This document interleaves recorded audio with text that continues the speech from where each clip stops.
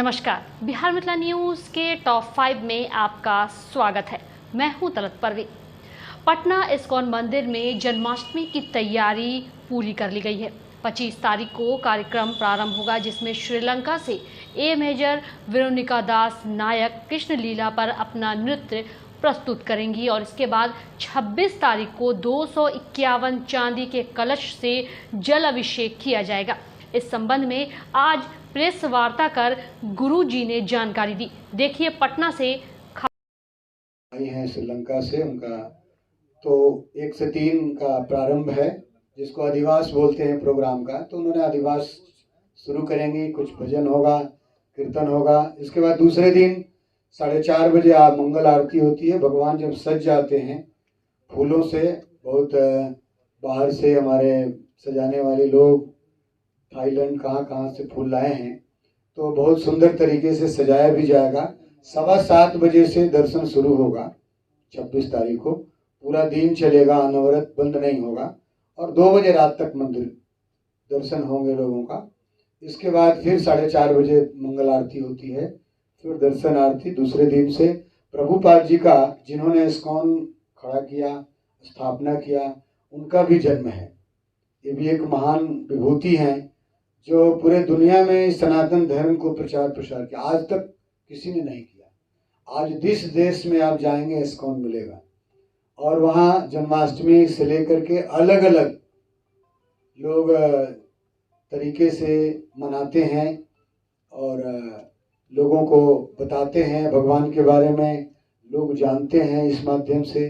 केवल भारत में ही नहीं, केवल बिहार में ही नहीं, पूरे दुनिया में कृष्ण भावना ने इस कृष्ण भावना का प्रचार किया है, जिससे लोग अपने मनुष्य धर्म, जीवन धर्म, जिसको बोलते हैं सनातन धर्म का ख्याल रखते हुए अपने जीवन को सार्थक करने में उनको मदद मिलती है। तो उनकी विजन 12 बजे दिन में 27 तारीख को, तो हमारे जितने भक्तगण आते हैं यहाँ पर जशोगान होता है और जितने लोग आते हैं सबको प्रसाद की व्यवस्था रहती है। हरे कृष्ण।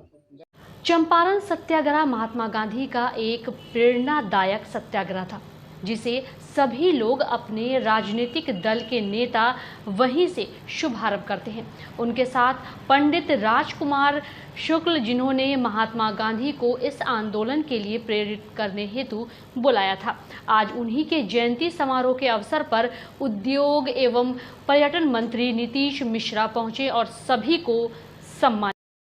नहीं, बहुत बढ़िया। देखिए, बहुत बड़ा योगदान रहा है आदरणीय शुक्ल जी का और पूरे चंपारण सत्याग्रह, और ये सत्याग्रह और अपनी आज़ादी की लड़ाई में सबसे बड़ी भूमिका रही और आदरणीय बापू को लाने वाले भी वही थे।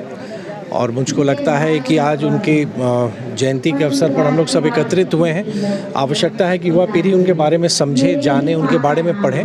तो पर्यटन विभाग भी इस पर विचार करेगा कि हम कैसे अपनी ओर से कुछ हम लोग कर सकें जो उनके लिए एक श्रद्धांजलि भी होगी। बिहार को अपने सपने से विकसित करने के लिए जमीनी स्तर पर शैक्षिक तरीके से लड़ाई लड़ने के लिए आईपीएस विकास वैभव ने बिहार के कई जिले में लेट्स इंस्पायर को लेकर एक अभियान प्रारंभ किया था, जिसमें 1 लाख से अधिक उद्योगों को और स्टार्टअप को जोड़ा गया। पटना में एक कार्यक्रम में उन्होंने उद्योग विभाग से जोड़कर 25 तारीख को एक कार्यक्रम का आयोजन होगा, जिसमें बिहार के सभी जिले के 5 स्टार्टअप को उद्योग विभाग से जोड़कर उन्हें विकसित किया जाएगा। वहीं इस संबंध में देश के विभिन्न क्षेत्रों से आए हुए बड़े उद्योगपति भी पहुंचे थे। वहीं विकास वैभव ने कार्यक्रम से संबंधित पूरी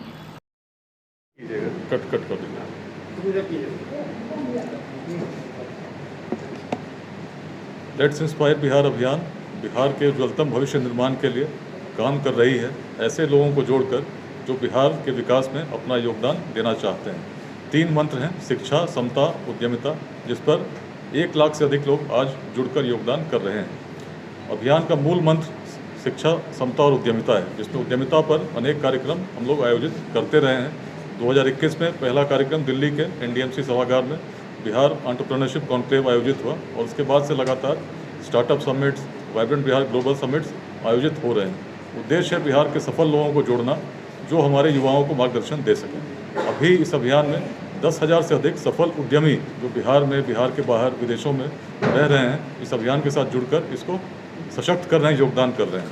हमारे बिहार में हर जिले में कम से कम 5 ऐसे स्टार्टअप लगे वर्ष 2028 तक जो 100 लोगों से अधिक को रोजगार देते हों। ऐसा निर्णय हम लोगों ने दिल्ली में बिहार 2047 विजन कॉन्क्लेव में लिया था। उसके बाद प्रत्येक जिले में ऐसे स्टार्टअप्स को चयनित करने का काम हम लोग कर रहे हैं। इसी कड़ी में 25 तारीख को विद्यापति सभागार पटना में स्टार्टअप समिट का आयोजन होने जा रहा है, जिसमें बिहार के अलग अलग जिलों से 300 से अधिक स्टार्टअप्स सम्मिलित होंगे। अनेक एक्सपर्ट्स इसमें बाहर से भी आए हैं।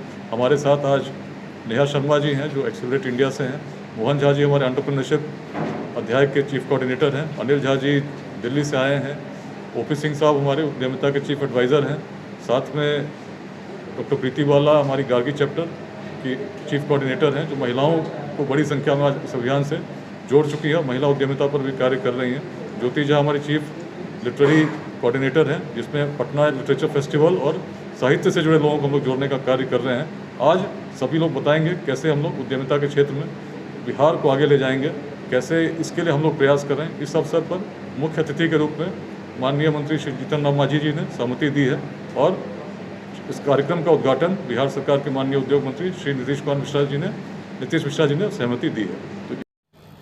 दरभंगा में पत्रकारों के बहुप्रतिष्ठित मांग और सपना प्रेस क्लब को आज एक शक्ति तब मिली जब सूचना एवं जनसंपर्क मंत्री और पूर्व में दरभंगा के प्रभारी मंत्री रहे महेश्वर हजारी अचानक दरभंगा पहुंचकर प्रेस क्लब का निरीक्षण किया और वहां की स्थिति को देख चिंता जाहिर की। उन्होंने कहा कि जल्दी प्रेस क्लब के लिए उच्च स्तरीय बैठक होगी और इस विभाग के अधिकारी और कर्मचारी के द्वारा ही संचालित किया जाएगा।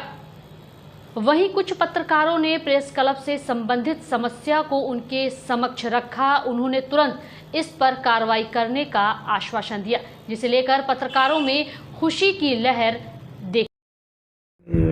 आपका कहना सच है, क्योंकि भिन्न भिन्न जिला के लोगों ने जो प्रेस के संबंध में बताया कि प्रेस बहुत अच्छा बना हुआ है, लेकिन उसके बावजूद भी नहीं खुल रहा है। हम लोग उच्च स्तरीय बैठक की है और जल्द से जल्द पूरे बिहार में हर जिला में प्रेस क्लब में सारी सुविधा चूँकि है ही, और जो अन्य सुविधाएं वंचित है उन सुविधाओं से सारी सुविधा उपलब्ध करा करके जल्द से जल्द सारे के सारे जितने भी प्रेस क्लब हैं उसको खोला जाएगा। उसमें डायरेक्शन जल्द से जल्द जितने भी हमारे जिला सूचना पदाधिकारी है सबको मिल जाएगा। पूर्व में ऐसी जानकारी मिल रही थी कि जो प्रेस क्लब को सौंपने का जो नियम है वो काफ़ी जटिल है, जिसको लेकर के कई तरह की दिक्कतें आ रही थी। तो अगर नया विचार हो रहा है तो क्या उसमें नियमों में कुछ बदलाव? इसी के कारण थोड़ा विलम्ब हो रहा है, लेकिन उसको कोई न कोई सलूशन हम लोग निकालेंगे। विभाग ही चलाएगा, तो विभाग के मेरे यहाँ पदाधिकारी हैं, स्टाफ है, विभाग ही चलाएगा। उस पर बात चल रही है और जल्द से जल्द उसको स्वीकृति करा के और जिला के आदेश दे दिया जाएगा और जल्द से जल्द चालू कराएंगे हम लोग। इसमें कहीं कोई रेंट की कोई बात नहीं है, और चूँकि हम लोग सरकार के द्वारा बना कर दे रहे हैं उसकी सुविधा के लिए। प्रजातंत्र में पत्रकार भी चाहे इलेक्ट्रॉनिक मीडिया हो, प्रिंट मीडिया हो, चौथा स्तंभ होते हैं, तो उनकी जितनी भी कठिनाई है वो भी देखना सरकार का काम होता है। इसीलिए कहीं भी रेंट की कोई सवाल नहीं है। हम लोग बनाए हैं, सरकार यहाँ पर भवन निर्माण विभाग के द्वारा, जिस समय भवन निर्माण मंत्री थे उस समय पूरे बिहार में इसका निर्माण हुआ था। तो चूँकि सारी चीज़ से वो सुसज्जित है और देख रेख के कारण बहुत दिनों से बंद है, जिसके कारण कठिनाई हो रही है। तो हम लोग इस पर बैठ के मंथन किए हैं उच्च स्तरीय, और जल्द से जल्द चालू कराएंगे। रेंट की कहीं कोई बात नहीं होगी, सरकार अपने द्वारा उसको संचालन करवाएगी। 26 अगस्त जन्माष्टमी पर्व को लेकर स्कूल के अंदर बच्चों में काफी जोश और उमंग देखा जा रहा है। कृष्ण की वेशभूषा में बच्चों को अमृत एवं श्रृंगार करते देखा गया।